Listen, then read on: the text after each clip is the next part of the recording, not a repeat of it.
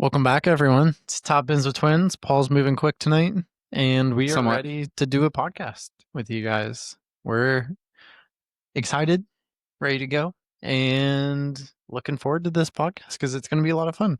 Paul, you want to say hi? Hi. That's it. That's all I and have. that is all Paul has this episode. So I'll just be talking the entire time. I'm just gonna say Hi. the whole time. It'll really help everyone with their teams a lot. Yeah, that's the thing. And that's why people come to us. The insight.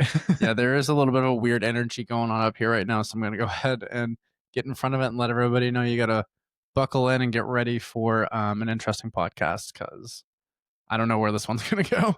Neither do I. So who knows where we end up. But I will lead it off by diving right into my team. I got 61 points this game week. Not bad. I'm okay with that, considering that It's almost half my points. I had two. Okay. Took you a second. Okay, it did take me a second. I had two players outside of Holland return and ended up on 61. I'll take that. Right? That keeps my head above water, even though I'm starting to sink real quick lately. Yeah. And we'll get into this after we talk about our previous game weeks. I might have made a mistake with my team. Yeah, I forgot about that. We're gonna have to really onwards. So 61 points for the week. I had double Spurs clean sheet killed, which no surprise at this point. Need to stop doing that one. I had Gabriel for his 12 pointer, and then he goes and tops that today in UCL, which is incredible. He gets a goal and assist. So big day for Gabriel there. Gunmanson lost his clean sheet. I had Njai, who returned with DEFCON, so he ended up on 4 points. Anthony Gordon, who got a goal and assist today in Champions League. Hasn't done anything in the Premier League since I've had him, which is so frustrating. And then I also had Bruno Fernandes for his 8-pointer, which is really nice. That assist, it's a 6-point assist because that gets him 3 bonus. It's great. Foden gets 3 points in my team. Should have had more than that. This is definitely one of those weeks where Foden could have had 2 assists and maybe a goal, one of the two, maybe all of it, whatever you think, but it just didn't happen. We're moving on from him. I mean, talk about the ball he played in behind to Holland at the end of the beautiful. game. It's perfect. Like perfect weight on it. Holland just takes a shitty touch and doesn't score. But yeah, so I gave the armband to Holland, 26 points. And then Gyökeres gets 2 points and gets 2 goals today in Champions League. So there's a theme here. Hey, sometimes, stuff just isn't going your way, Luke. No, it'll flip around. And of course, DCO blinked. So onwards. How was your week, Paul? It was much better than mine. Yeah. So if you're really bad at math, I had double Luke's points. I had 98. That's not actually double. If you're really bad at math. You're really bad at math. So I had 98 points in my team this game week. And this is the same situation as last week. I'm probably having my best FPL stretch ever, right? And I'm still kind of pissed about where I'm sitting with my returns for each game week. Do you want to kind of go through that? So I will go through it. So I had Munoz and Mateta of note in my team. 2 assists for Munoz, 2 Mateta, 2 goals, 3 goals for Mateta, who honestly could have had 6. Yeah. If I'm being real. Like, if you watch the first half highlights, he scores one of those, and then he also, maybe 5. And then he scores the sitter at the end. He has 5 goals. It's one of those. And there was another Munoz to Mateta assist that didn't happen. Where if everything goes right on the day, yes, he could have had 5, 6 goals, which is mind blowing because we're happy with 3, right? If you get a hat trick and you captain that player, you're over the moon with that one, right? So yeah, what could have been? But I mean, the rest of my team still did great. Saka had 7 points. He hit DEFCON, got bonus points. And then I had Semenyo on 4, Kudus on 2, who had another offsides goal. Kudus is kind of a question mark in my team right now. He's had, I think, 2 straight game weeks or he had the good Leeds match. Before that, he had another offsides goal. So he's just around stuff for Spurs, but it's like, how much do I And he actually had an believe? offsides goal before that as well, the week Yeah. before, because I can't remember who they played that week. Was it He ended up Bournemouth? blinking. That sounds right. That sounds right. Maybe. I don't He know. ended up blinking, but he had an offsides goal. It was really nice where he played in behind, cut it around, but offsides. Yeah, but the rest of my team looked really good. I had Gabriel on a 12-pointer, Calafiori on 6, who had another chance where he could have scored this weekend. So Mm-hmm. he seems like a great asset to have right now. Holland is And my captain. speaking of Calafiori, it feels like he's really being prioritized for the league. MLS There's played today, a noticeable trend where MLS is getting the Champions League matches, and it feels like Calafiori's starting Premier League. which is really smart when you think about it because you want MLS to get those minutes. You also want Calafiori to be healthy for the whole season. He's somebody that has a checkered injury past, so we want him to be healthy. He's really a Sanchez. I also had Sanchez on a clean sheet too, and then Voltamata, who scored once again. I think 2 weeks ago we were talking about him, and we kind of brought up the fact that he's kind of Harry Kane-esque, and the fact that he is just going to chip away at points week in and week out. He didn't score in Champions League today, which primes him for another return in this next game week. So if there's another situation where Gordon subs off and then Voldemorte takes the pen, I'm going to lose my mind. I will lose my mind after how the last couple game weeks have gone. I get it, man. I totally understand. So yeah, my team's sitting in a really good spot, but it is going to be difficult next week for me with having 3 Crystal Palace, 3 Arsenal. That fixture, who knows how it's going to go? It could be 0-0. It could be 4-3. It could be 4-0 to Arsenal. I don't really know. I think Crystal Palace will score, honestly. I do too. And this is a good time for us to talk about what I've done.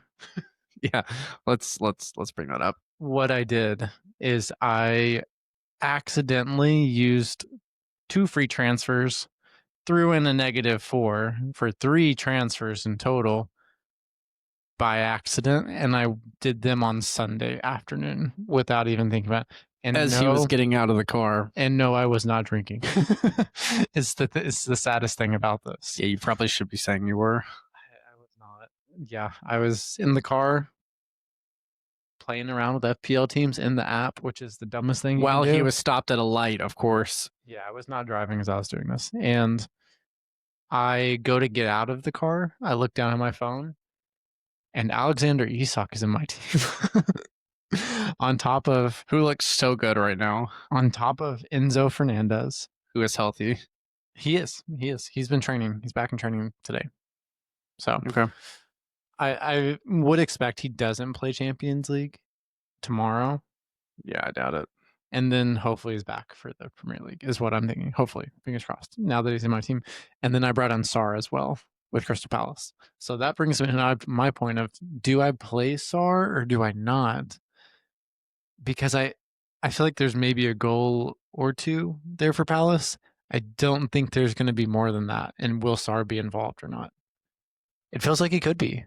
In my mind, his XGI numbers per 90 are insane. Let me guess, is this somebody that you're going to talk about a little bit later in the pod? Or yes, he's definitely in that realm of the kind of player that I really love to look at. So that's the thing is I was playing with this idea and then the app did it for me. And now I'm like, I could wildcard the FPL gods decided and get out of it, but maybe I don't want to. I'm not sure. I don't know. If I was going to wildcard, I probably should have done it earlier to catch price rises. But, could be going into Thursday night and decide that I want a wildcard. We'll see. From one twin to another. Don't do it. Do you want my input on if you should wildcard or not? No. Well, fuck me. Okay. I'm kidding. Go ahead. No, it's okay. It's okay, Luke. I totally won't share my opinion now. You set yourself up for that. No, it's okay. It's fine. It's okay. Okay. I'm glad you're having fun. I totally am too. I could see the light die in your eyes. Yeah, yes, Paul, please tell me what you think. Tell me what you think. I would log out of the FPL app and never log back in if I were you. Okay. Yeah. That's just my advice. But no, if I were you, I would wild card. Okay. I think Enzo is kind of unpredictable. Isak, I think we kind of, this is the discussion we were having when we were driving in the car, is at a certain point, I think with FPL assets, they have to prove they should be in your team. And Isak has done nothing of that extent at all. It's the same conversation as people that still have Salah and all that stuff. I think Salah's going to have to prove his way back in everybody's teams. Okay. Yeah. No, I hear you. I But you think could be I've an early seen mover on Isak too. So that's my thing. Brentford away is a really good fixture. And I think Liverpool are going to be doing everything they can to make sure they're fully functioning and starting to build their team, right? They need to build their confidence back up. And I think Brentford away is a good fixture for them to say, let's really start to knit it together and figure it out. So it's one of those where I could see Liverpool going and winning that 3-0, 4-0, 4. That Liverpool's not going to keep a clean sheet. What are we saying? 4-1, 3-1, something like that. So yeah, I could easily see that happening. And then if Isak does get his goal, then he's gonna skyrocket in price soon. no, So he would. I yeah. mean, especially if you see a situation where if Liverpool goes away to Brentford, Isak gets 2 goals, you're Mm-hmm. going to see so many people move.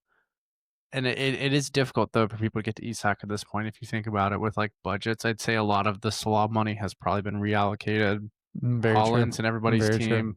Mm-hmm.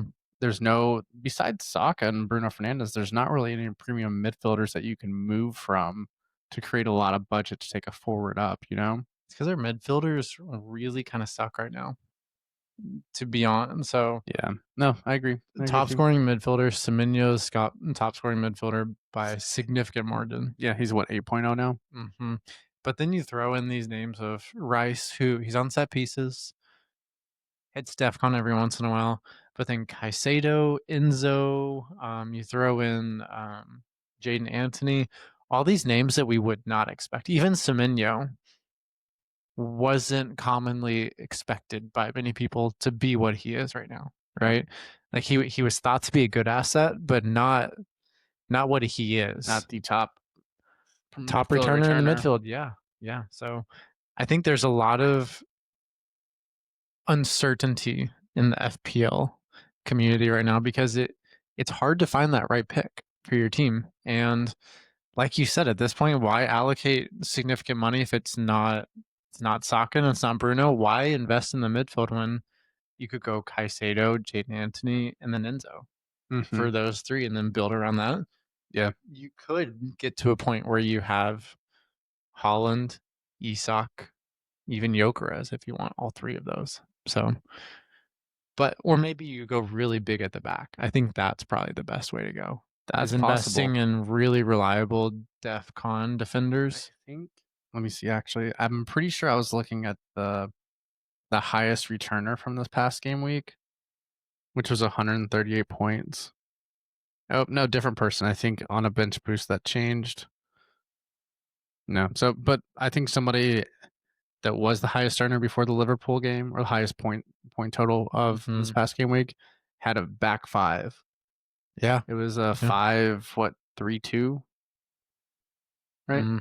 Yeah. Yeah. That makes sense. Yeah. So Yeah. I don't know. Probably It's what? possible. You time it right. I think it was Reece James in there. Reece James. Ukulele, Reece James. I think Probably Munoz. Gabriel Munoz. Yeah. Maybe that's the way to go, right? Maybe we're thinking It's just about this all hard wrong. to adjust your mindset to that, to me, really. I know it is, but let's say all 5 of your defenders hit DEFCON. That's an extra 10 points just out of nowhere. That's not factoring into clean sheet points or bonus points either. That makes a big difference in the long run. To me, the hard thing, though, is that I feel like this is going to be kind of like FPL, really just diving into the nitty gritty of it. But like, I feel like attackers week to week are more fixture proof. And say like you have defenders in your team, you have 5 defenders, you're going to rotate through them. You want to play a back 5 all the time. The odds of you keep getting those clean sheet points every week are really low in the Premier League. There's a lot of really good teams that are going to score goals, and I just like week to week, I feel like it's really hard to find five defenders to line up for even like 5 game weeks where you're solely reliant on Yeah. the clean sheets. And DefCon helps a lot, but you know what I mean? Week to week, there are going to be variances in whether or not your defenders hit DEFCON, but someone like Senesi, Lacroix, I'm trying to think of other people, but Richards is a really good example too. Sorry, that's 2 Crystal Palace defenders, but those players who are really close to DEFCON every week, I think that is fixture proof.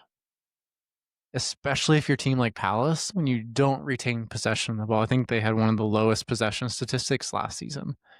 That seems more reliable to me than, let's say, you have a good name would be maybe I think Semenyo is a good choice, right? Where Semenyo is someone who is fixture proof, right? Because you can see Bournemouth stacking up really well against a team that's bottom of the table and a team that's top of the table. Yeah. They're going to be built to where they can play against either one of those teams. But then if you look at someone like Njai, someone of that sort, you want him in a good attacking fixture. Yeah. But if they're playing someone like Arsenal, no, you don't want to go near that. Semenyo, you could play against Arsenal. Yeah. But I mean that's also like I don't know. Of course the premiums and like the top returners for the season you can say are fixture proof, Mm-hmm. But I just think being reliant on a back five itself, and we're diving in the FPL ethos a little bit of both how we feel about the current state of FPL. But to me, I would just prefer. I think even a back three is probably the way to go at this point.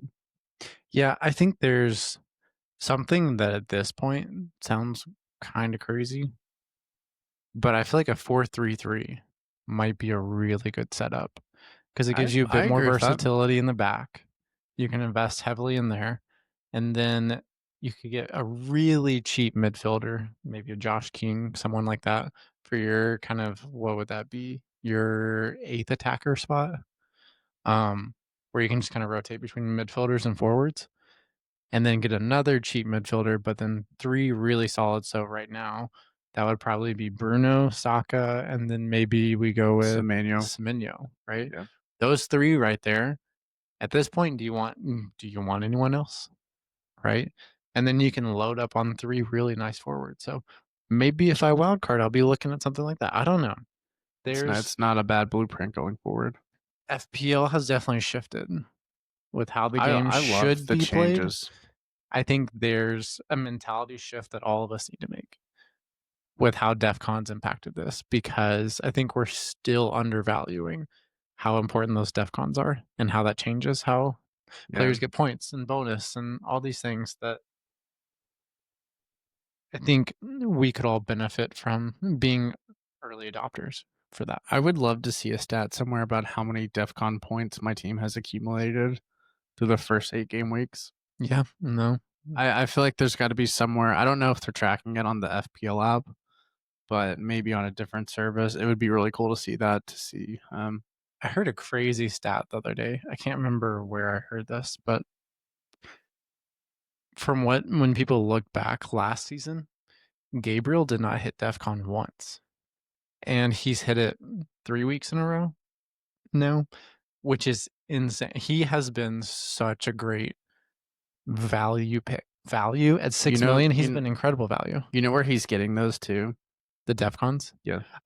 Yes. Okay, I know what you're gonna say. So Calafiori is pushing higher up, and then he's kind of shifting over more into like a left center back position and covering the ground that Calafiori would be in. So he has a lot of defensive responsibility, and it's a lot of aerial and a lot of headers. That's really you're exactly right with your analysis on that. But I think the headers and also like Arsenal late in matches when they're just like fitting teams off. Mm-hmm. He is just a monster back there. Like Is. he's winning every ball in the air. He's flying in. Like he has turned into probably a top 5 center back in the world, in my opinion.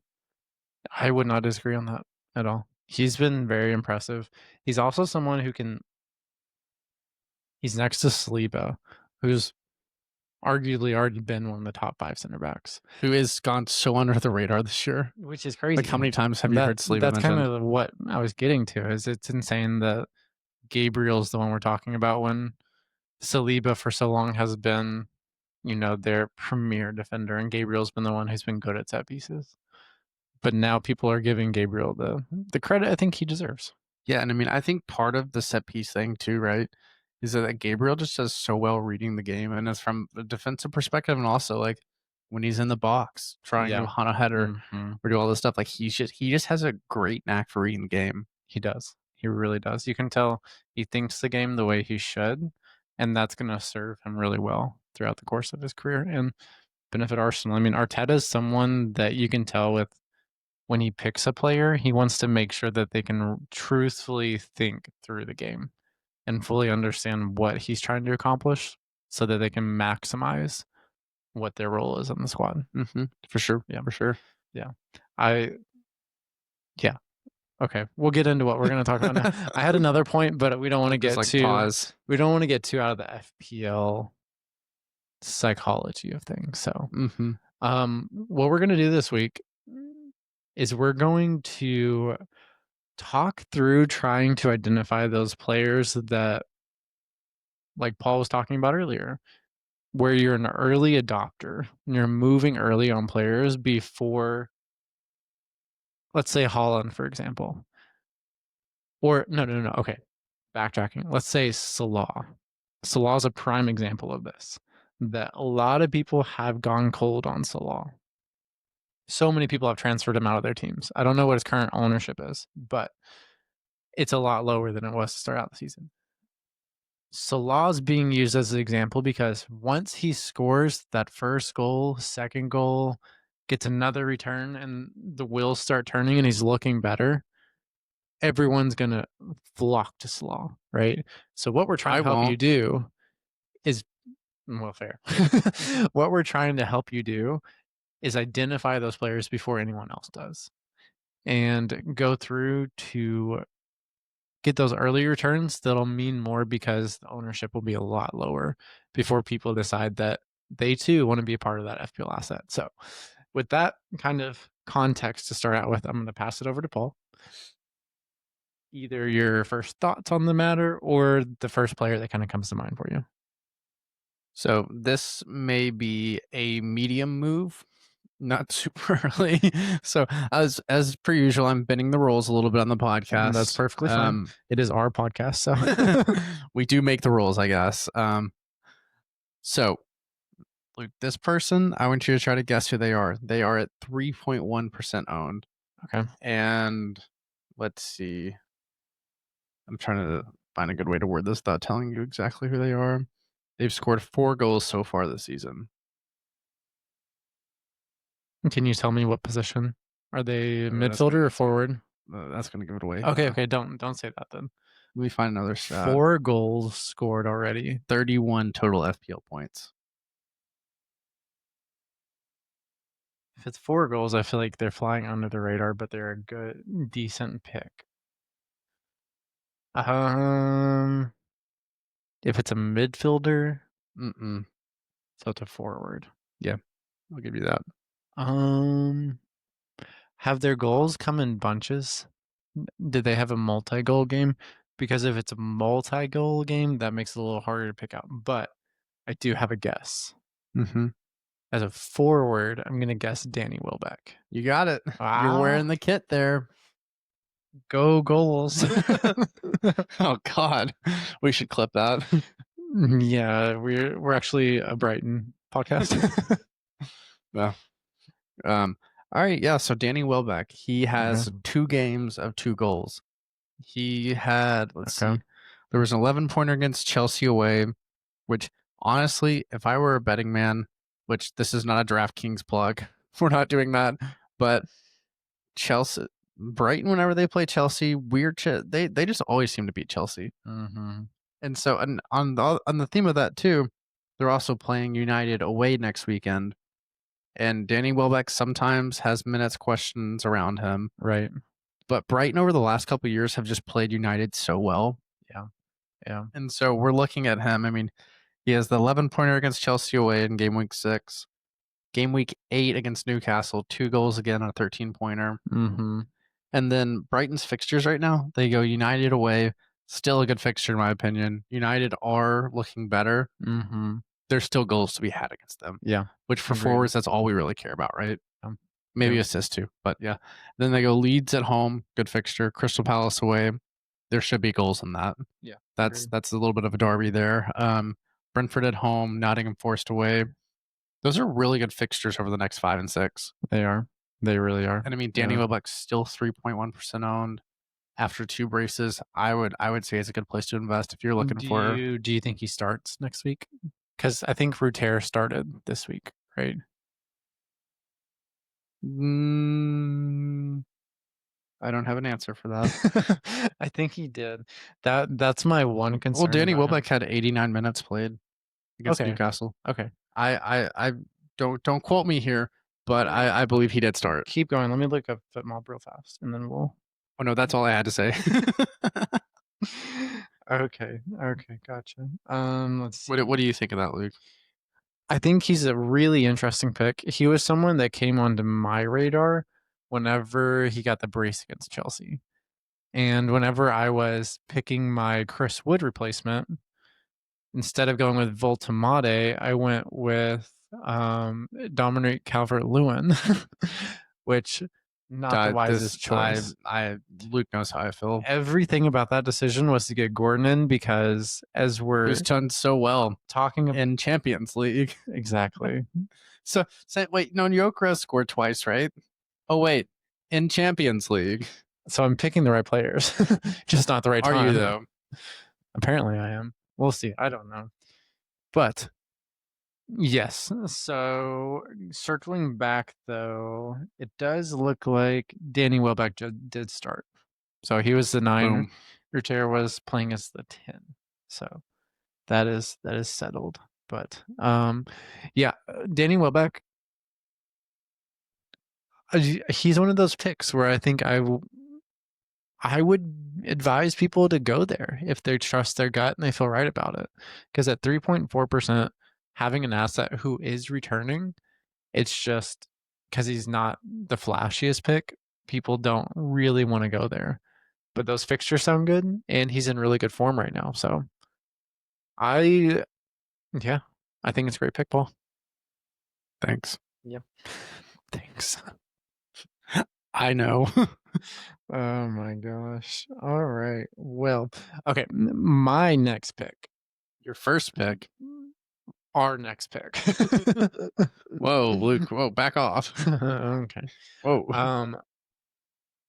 No one other than Brentford's right back, Coyote.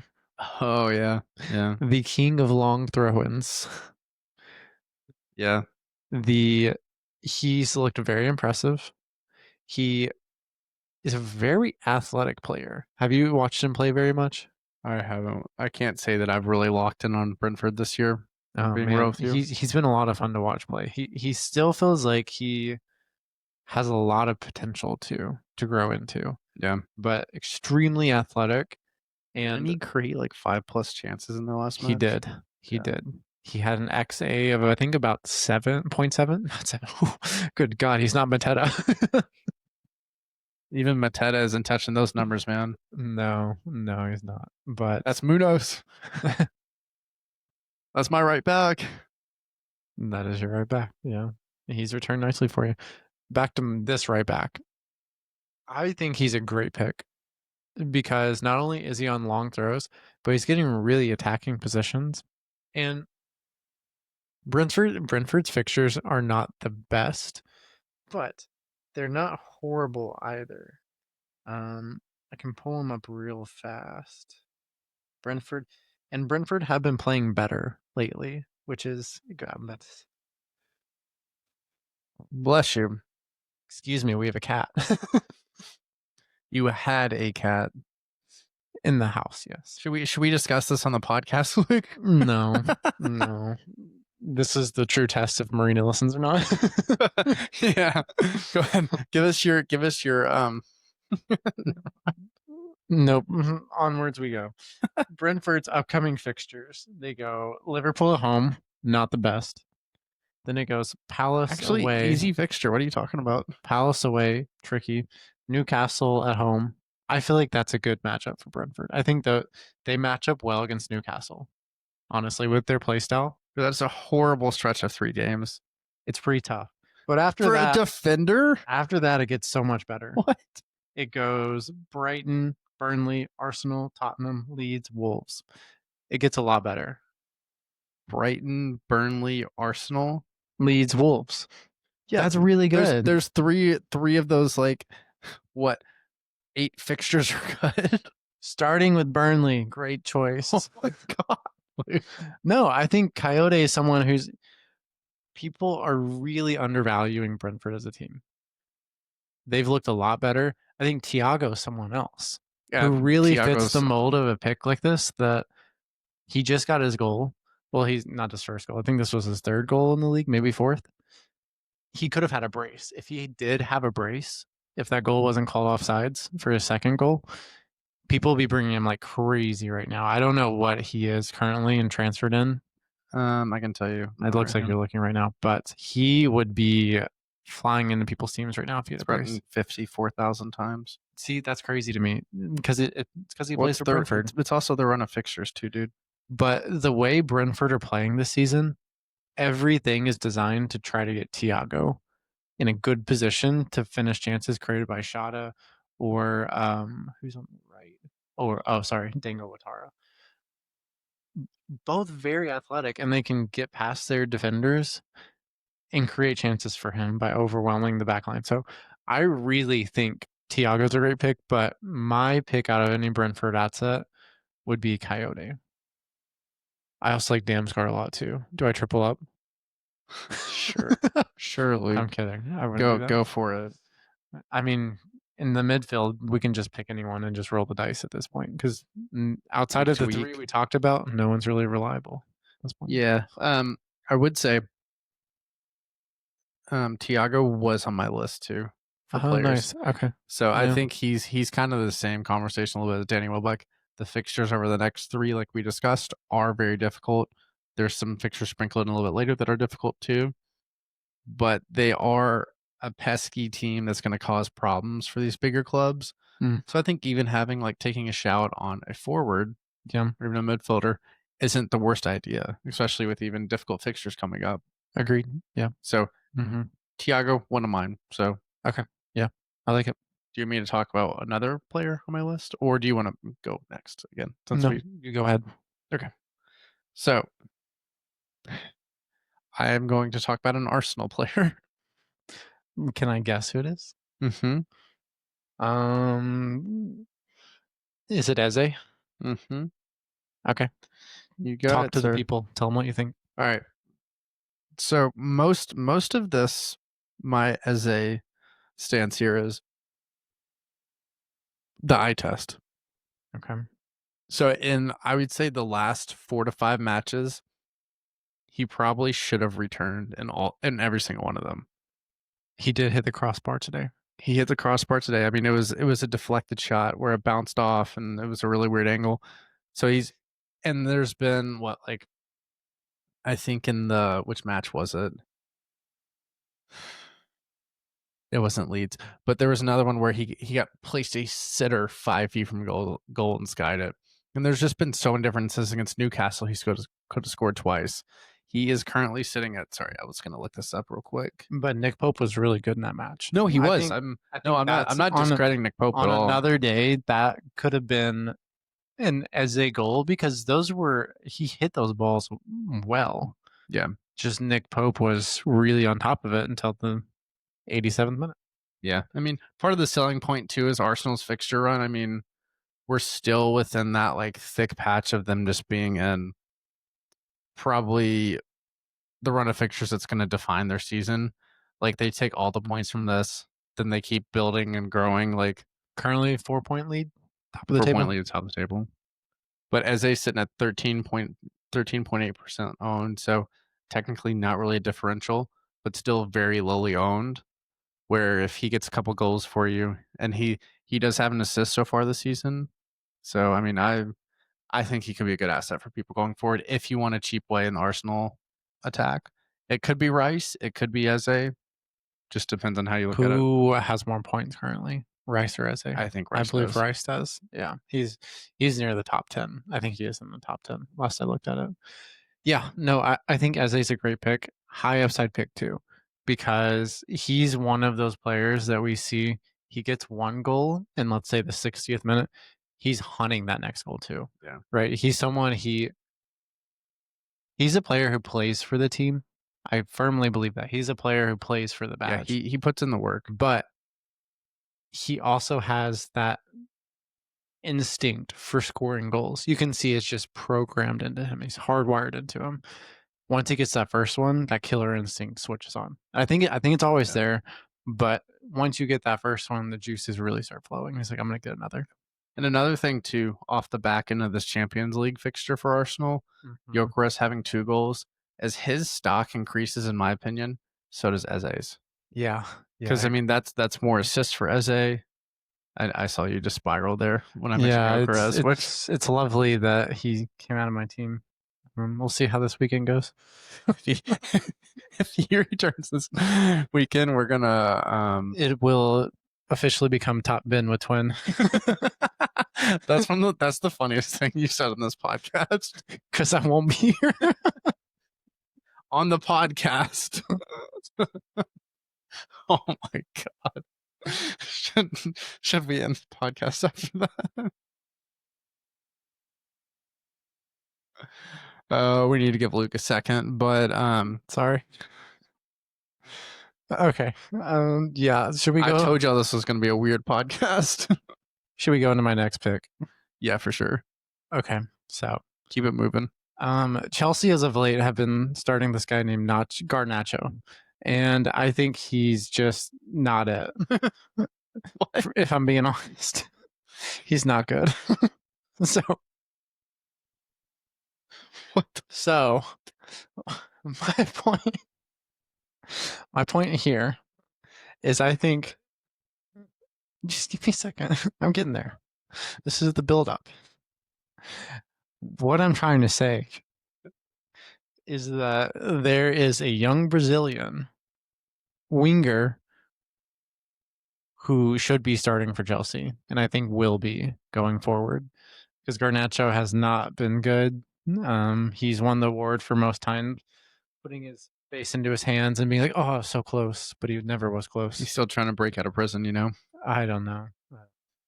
That's a deep cut. Just look at the tattoo on his left arm. Yes, big prison break man. Estavio, someone who needs to start for Chelsea. He's creating a lot of chances. He's scored for Brazil. His underlying numbers have been really good whenever he's on the pitch. I think if you're gonna take a shot, like a off the wall pick, and you really want a Chelsea midfielder, go with Estavio. He would be my pick for the week if I wouldn't have already accidentally have transferred Inso in. So I can't, unless I wildcard, then it's not an option for me to get him into my team.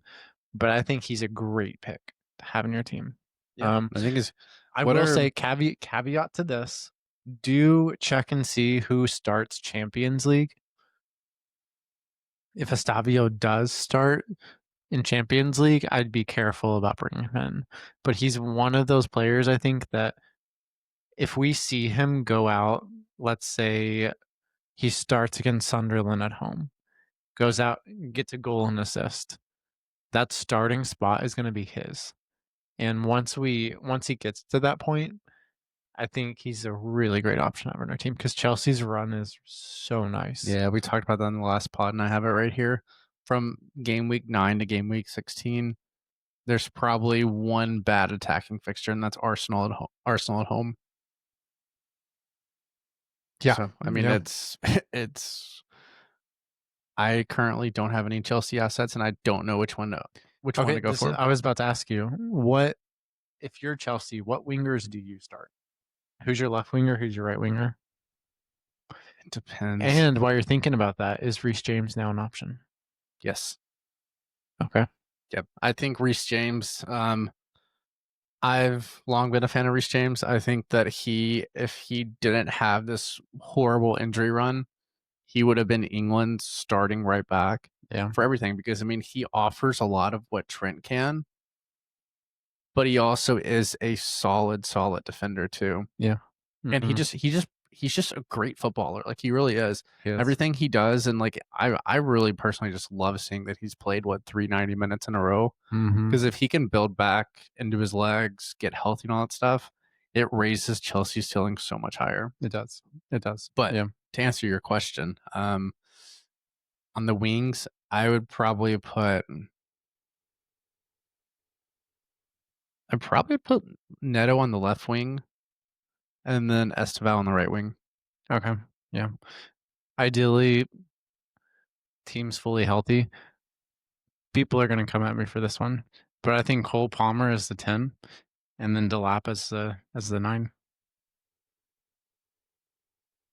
I don't dislike it. Because here's my thing: João Pedro's a good player, but I don't think he plays. I don't think he has the overall attacking game that Cole Palmer does in his back. Like his creativity is not the same type of creativity that Cole Palmer has, right? Like I feel like with João Pedro, Cole Palmer. Remember that pass he played last season, 2 seasons ago, where he just played someone through without even looking, right? And made that beautiful pass just over the top of defense without even thinking about it. Mm-hmm. I don't see João Pedro playing balls like that, right? He's really good in tight spaces. He can create chances for other players, but he's not the same type of creative as Cole Palmer to me. Honestly, if it were me, I would set Chelsea up, and this is just we're talking FIFA mode. We're not talking actually like tactics and all this whole like situation. This whole bullshit. all this weird shit. But so I would start Delap and João Pedro up top, Neto on the left, and then Cole Palmer on the right wing with him inverting in and João Pedro like basically covering that right wing. Huh. Okay. I think Yeah. that's a really creative team. And then you have Reece James on the right, Kukurea on the left, Mm-hmm. your two center Yeah. backs. You have you could probably play Caicedo and what is it, Lavia together, Mm-hmm. and that could work pretty well. I'm just not a big Enzo or Yeah, neither am I, but I brought him into my team this week. God damn. He is one of the highest XGI performers in the league this season. Top 5. Disregard penalties though. Still up there. Still pretty high up. He's had a lot of high XG opportunities where he's heading the ball in from 2 or 3 yards out. He's had a couple of those, and then a lot of chances have fallen his way. So, Yeah. you know, Hey, man. as long as Cole Palmer's not back, I think Enzo is a really good option in my mind. I get that. Yeah. But back over to you, Paul. We might have this be our last one for the night. Yep. Let me see. Let me choose between two. Let me see a ownership rate real quick. Okay, we'll go with my next one. This is somebody that I think both of us have admired over the past couple of years as an FPL asset, and just kind of how they've grown into the Premier League and really adapted to being a prolific attacker. Do you have guesses for who I'm going to talk about? Someone who's adapted as an attacker in the Premier League. Or they were just at a smaller club. They got a move this summer, and it's starting to pay off for everybody involved. Embuemo. Mm-hmm. Yep. So, sorry, I thought you were going to say something. Nope. Oh man, this may not be our best podcast, but never mind. Keep going. yeah, but we're having fun. So, had nine pointer against Liverpool, 6 points against Sunderland, and then a 10 pointer against Burnley are all the matches to highlight. He's somebody that I think we haven't seen yet who's actually on penalties right now for United. No. Did you see Emeren's comment? No, I didn't. What did he say? A while ago he said that he brought out the statistics of how many penalties he's made versus missed over the course of his career, and in that comment he insinuated that Bruno will still be on pins. So I don't see that going anywhere. Yeah, that's annoying. All right, well, let's just forget Brian and Boma then. Just kidding. But he is somebody that can score in any given match. I don't care who they're playing. Against Arsenal, he almost scored a couple times. And I don't know. I think this United team is slowly figuring it out. I don't think they have figured it out yet. But he is. I think he's a really good way to invest in the United attack without investing in Bruno and getting on that high ownership rate. Yeah. I still don't think he's as good of an asset as Bruno Fernandes, though. Value-wise, Bruno might be one of the best picks of the entire season. And I've said this before on the pod. But I just took him out of my team. Everyone knows I'm not the biggest Bruno fan. You don't love the Rat King? For FPL, I think he's clearly one of the best picks out there because he's always close to DEFCON. He's a bonus point machine, always creating chances. And like we saw in the Liverpool match this weekend, he should have had a goal as well. That chance that Ahmad created for him, he should put that in the back of the net 10 times out of 10. For someone of his skill level. Yep.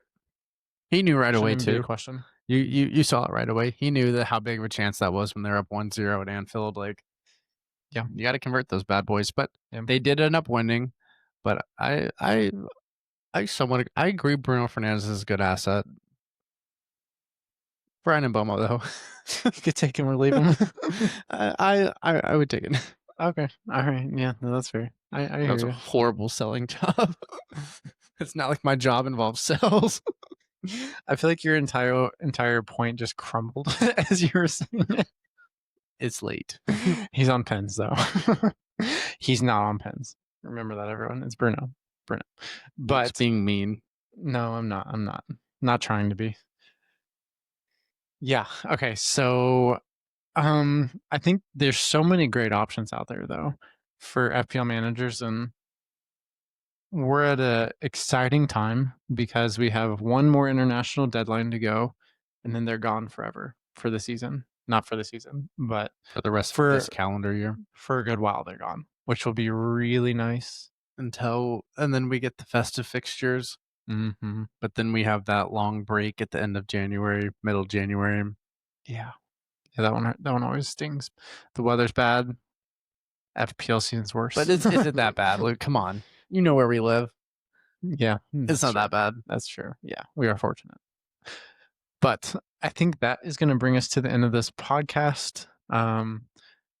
Before we really kind of close it out, I do want to share one kind of concluding thought on what we just talked about. That